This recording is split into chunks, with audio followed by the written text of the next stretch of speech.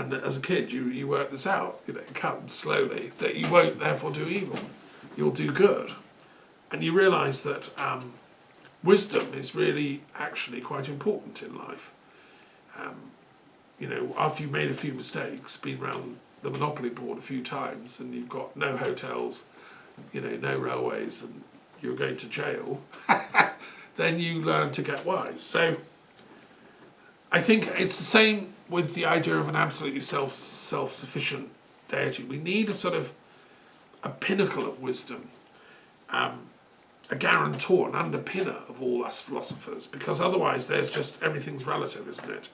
And in this world, it's become very customary to, you know, be cynical of wisdom, and people are very rude and scathing about anyone that, you know, is wise, and people mock and say, "Oh, fake," you know, and so we have some problems, ironically caused by the internet, which is there's an overabundance of people that are teaching and professing wisdom, but it's really hard to sort them out. Like, are they real, genuine? Where are they coming from? Are they fakes? You know, I mean, the poor people of Russia, they listen to Alexander Dugin, the propagandist intellectual for Putin. They think, God, he's wise. Yes, let's go and attack Ukraine. You know, so these types of people are misusing the bit of wisdom they've got, in my opinion.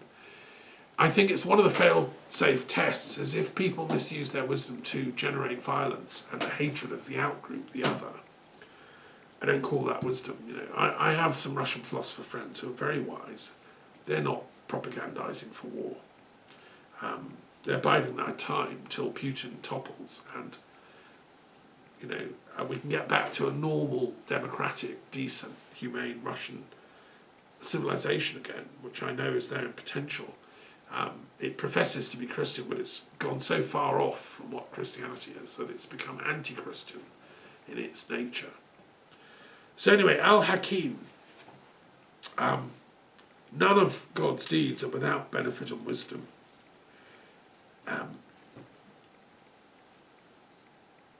You know, and the more you tune into yourself, as Ibn Arabi said, if you learn to know yourself, that wisdom, you can find it within yourself. That's the idea here of Sufism, which is to look in your inner spiritual consciousness, and then you can contact that divine consciousness. So anyway, Ibn Arabi knew all this and put it into some beautiful writing. Okay, now what deity would be equivalent to the God who is wise in the Tarot of the Gods? Well, that's a very good question, because often in theology, it's a goddess that is seen as wise. Athena, Minerva, these are wisdom goddesses. But this is the Tarot of the Gods, right? So which god would be the wise one? Yes, well, there are quite a few one could choose from. I'm going to choose number 9, which is the Hermit in the Tarot, and that is actually the card called God. There is a card called God, because that's the name in English for Allah, or, you know, God. It's actually a pagan word that came from Old English and Anglo-Saxon, and it was gut, pronounced gut in the Old English language. And gut basically means that which gathers things into a place of unity. Gut, God, brings things into togetherness. And the etymology of the word God, which I've gone into in huge detail in my research, comes from that root, meaning to bring things together into unity. Now, if you think about it, your body is alive because every cell functions in unity and harmony with every other cell, unless you're ill and they start going crazy. And the blood all pumps around, the heart pushes the, blood around, which is going and coming and mingling with your breath and so on. The whole thing is functioning as a unity. And that goodness, that unity, is a sign of the divine in operation. You see it in trees, you see it in every living thing. There's a unity, and that's why philosophers like me will say that's a sign of God's creation at work. The other thing about God as a concept is that it's related to the word good. So in Old English, Anglo-Saxon, the word for goodness, good, was good. And the word for God was good. So the meanings have flipped and the sounds have flipped. I don't know why. Semantically, it'd be really interesting to talk to an Anglo-Saxon specialist and find out what's happened there. But in Dutch, do you have an equivalent word in Dutch for God? What's the word for God? God. God. God. Okay, spelt? Oh, I don't know actually. G-O-D, presumably. Presumably, yeah. Can you pass me that Dutch dictionary? Oh, yes. Let's look him up.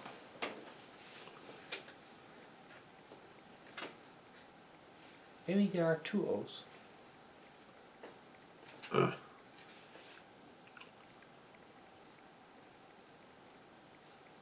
So the word for good in Dutch is G-O-E-D.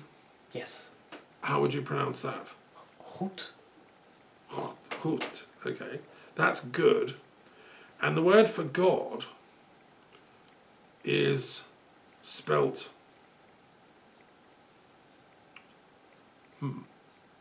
Well, strangely enough, they don't have the word for God in this dictionary. They have goddess, which is godin. Godin. So the word for God, which is absent, must be chod. Yes. Chod. Right, so it's written the same as in English, in fact. And it's quite, I like that word godin for goddess, or chodin. So the point I'm making is it comes from the same root, because the Dutch people are descendants of the ancestors that spoke the language which grew into modern Dutch and modern Anglo-Saxon. And it's related to Frisian, which is spoken in the northern part of Holland, on the islands of Frisia, which I visited, north of Groningen, where so again, their word for God was I don't know if they said God or God, but in English we say God. And so I think it's really nice that this God brings everything together into a unity. And that, I think, is what wisdom does. Because, when you look at something through the eyes of wisdom, you try to find its source. You try to see how it connects with everything else. You try to understand its meaning, its deeper meaning. You're not looking so much at the separate phenomena as the separate phenomena in interconnection with the rest. So it's a holistic way of thinking. And wisdom, I think, my friend Nicholas, can't remember his surname briefly, he was a professor of philosophy at University College for many years, and he tried to get academics interested in wisdom. He said, let's have wisdom studies, And he's been a voice in the wilderness, because they're all off studying the 10,000 things, as they say in Chinese, and nobody's looking at wisdom. Just as very few people are actually looking at God. It's become, that's very passé, we don't do God, we're all clever atheists here and scientists. Well, I think wisdom is bound up with actually focusing on what we all have in common, what is that divine unity. So when Christ taught, he was obviously a wisdom teacher, and he was obviously fascinated by the wisdom scriptures of the Bible, which he knew, the Proverbs and Ecclesiasticus and so on.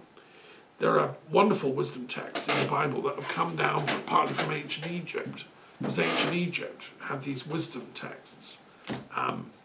So did the Sumerian and Mesopotamian culture. And that, I think, is the context of Christ's teachings. And a good rabbi or a good imam, a good Muslim scholar is always trying to focus on that quality of hakim, that wisdom element. As I say in the Kabbalah, it's the chokhmah, which is in the tree of life here, is a very important, this Sephiroth here is the tree of life, which is as close as you can get to the absolute effulgent radiance of God. So let's hear it for God and wisdom. I think that's quite a good marriage between the pagan perspective. And let me just add that all the other pagan religions of the periodic table here, like the ancient Egyptian, the Greek, the Anglo-Saxon, the runic, etc., they also all have some kind of concept of God. They often have a plurality, gods, but one of them at least will be a wisdom god. And normally that god is like the chairman of the council. So in the Norse tradition of Anglo-Saxon runes, Odin was the god of wisdom, who has spent his soul searching for the meaning of everything and discovered the runes. He discovered that this paradox that existence is plural, there are many sounds, as I'm using to communicate, but there's one thought behind them all, one mind. So Odin is the master of wisdom for the Norse, Germanic and Anglo-Saxon people. Ralph Metzner, a great pioneer in transpersonal psychology, wrote a brilliant book about the runes, which influenced and inspired me to write my book on the Kabbalah runes, because I'm the first guy in history, apart from the librarian of Queen Christina, to link the runes and the Kabbalah, because in the Jewish tradition, every Sephiroth has a different sound or letter attached, and so when God creates the world through sound, you can map that. What's he doing? Well, Odin mapped it too, and he calls it the runes. We Druids mapped it, and we call it the Ogham traditions, and Ogma was the god of writing and language and so on in the runes. In the Druid tradition. Now these are all deities of wisdom, right? So as a philosopher, all it means is to love wisdom. To be a philosopher is to love wisdom, and that's all I'm trying to do here, and that's why I've created the periodic table and the tarot of the gods. So anyway, thank you very much. That's superb. I love that. Let's have Al-Hakim and wisdom and God linked up. Okay, let's have another one. Let's have one more maybe. Thank you for that. I don't know how to pronounce this. The Har? Oh, here. How do you spell it? H-E-I-R. Oh, I have to move the portrait. So okay. Yeah, let me just have a look. So I just want to show this to our viewers. So this is the names of God set out. This is a traditional Islamic design. We've got all the 99 names in Arabic and English. And this one is right at the bottom. It's the air.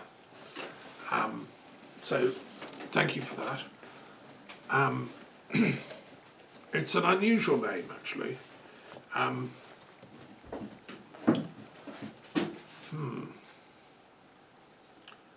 wonder what the Arabic is. Let's see if we can find out.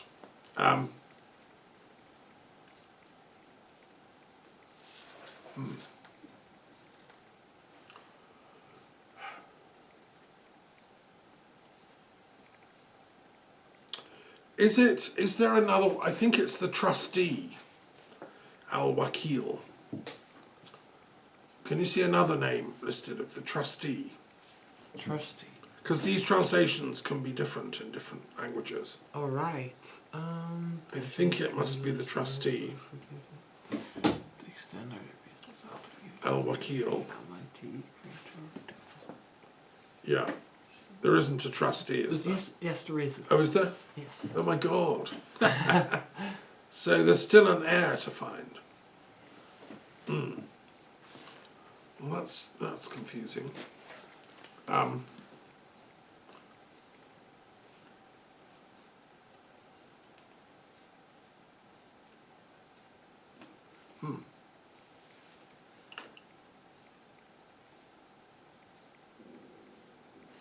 have a look again. I'm sure there's a different translation.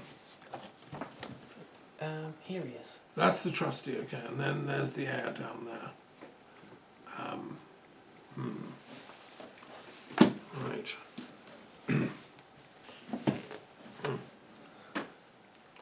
I'm just having trouble seeing God as the heir because that means there's something before that he's inheriting.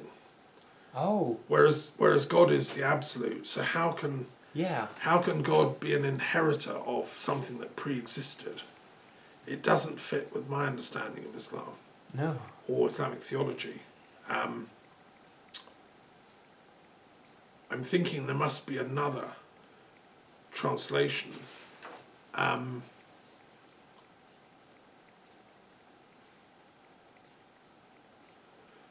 That would explain it.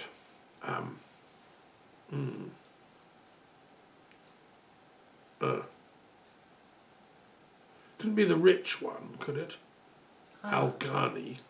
Yeah, maybe. Is there a rich one anywhere in that list?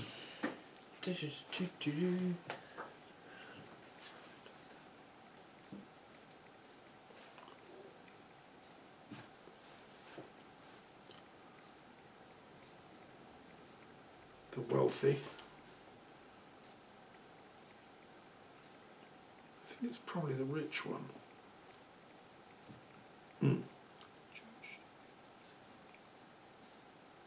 Or it could be the inheritor of all, Al-Warith.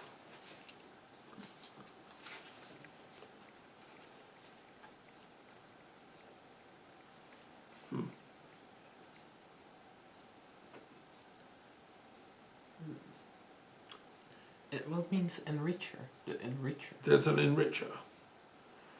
It's probably the inheritor of all. I'm going to go with Al-Warith because the inheritor is like the heir, isn't it?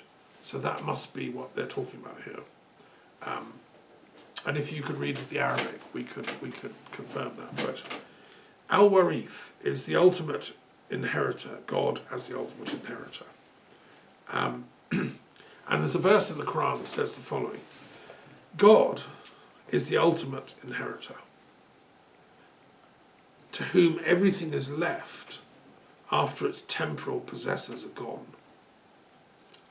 It is he who exists after all existence disappears. Aha, I mean like that. It is he to whom all existence returns. It is he who will ask, to whom belongs the kingdom of this day? And it is he who will answer, to God, the One, the Ever, the Eternal. So this is actually quite a deep thought, isn't it? That God is the ultimate inheritor of everything, all our deeds, all our thoughts, all my talks, all my books, you know. Which is kind of nice to think that somebody cares enough to inherit it all. There's something quite special about an inheritance. I'm fortunate. I inherited when my mother died. I'll in turn hand that on to my children. You know, that's lovely. But if you think about the entire world having someone who will inherit it all, well, it should be the chap that created it all, Allah or God. So that makes perfect sense to me, that God is the heir of everything ultimately. The sort of Alpha and Omega is the way that's put in Christian theology, the beginning and the end. And let me see if I can find that surah that quote came from. The surah called The Believers, I believe. Al-Mu'minun. And it's in my commentary, of course. in detail, but just to see if there's a different translation that explains it. It's always good to look at different translations of the Quran to see where they're coming from. And it's verse 16.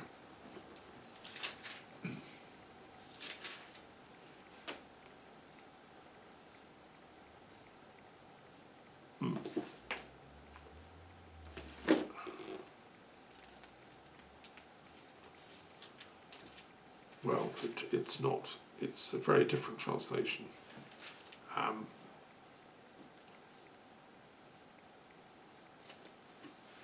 So I suspect there's an error in the numbering. But anyway, the idea is pretty powerful. Let me just looking in my favourite translation.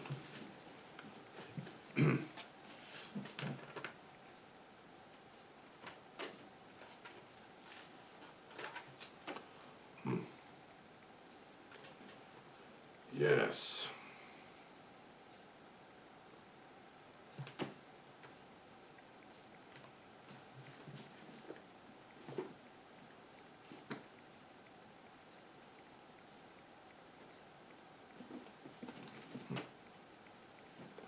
So,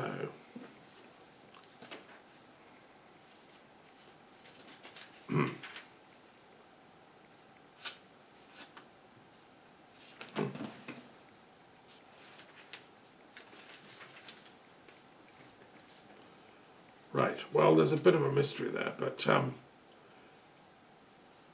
obviously it's a Quranically inspired name. And there's a lot of scholarship gone into, like, why are these the 99 names of God, not others? You know, it'd be really interesting to look into that. And did that list of 99 names originate at the time of Muhammad himself? Did he sort of give this list? Did it originate in writing? Did he get Ali to write it down, who was literate? You know, what's the origin of all this? I wish I could answer all those questions fully, but you know, I encourage people to research this for themselves. There's an even deeper interpretation of this name, Al-Warith. Abd al-Warith is the servant who attains the secret of the name of the inheritor, who is in a state of Baka, Billah, everlastingness with Allah, and who receives his share of divine wisdom and of the station of the prophets. Abd al-Warith is the inheritor of the prophets in knowledge, wisdom and guidance. So that's quite an intense thing, because all the prophets of history, what the Quran teaches us is that we're all a sort of one brotherhood, one family. It's not a rivalry going on. Each prophet or sage or teacher teaches in the language of their culture and their time and their incarnation and their geography. But the truths are universal.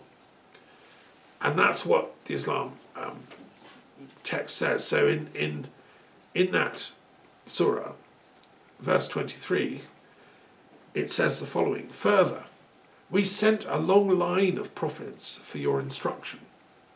We sent Noah to his people. He said, O my people, worship God. Ye have no other God but him. Will ye not fear him? And this theme is repeated again and again in the Quran, which obviously was deep in Muhammad's soul, that he saw himself as just bringing that message back to the people of Mecca in the 7th century.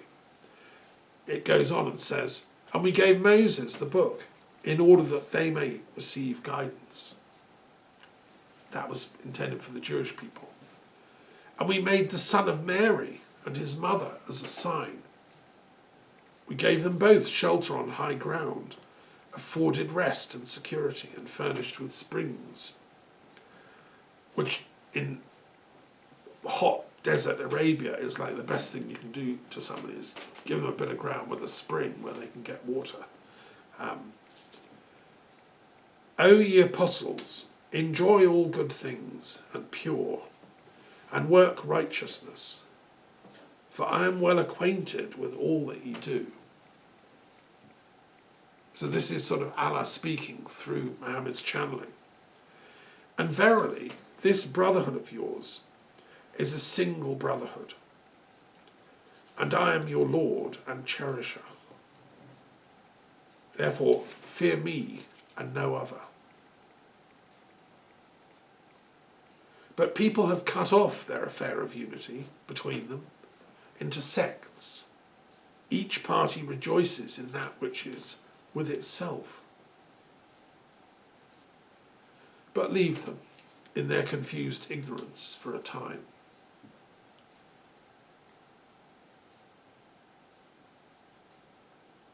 So, these are weighty concepts, and what the Quran was saying through Muhammad is, come back to that unity, because that one is the inheritor of everything, and to that one we will all have to account for our egotism, that sort of sectarianism that he talks about there. That's the interminable war, like Putin warring on Ukraine, which is another Christian country. No, so okay, that's I think the meaning of this, the inheritor or the heir. Right, now what will that be in the Tarot of the Gods? That's a good question.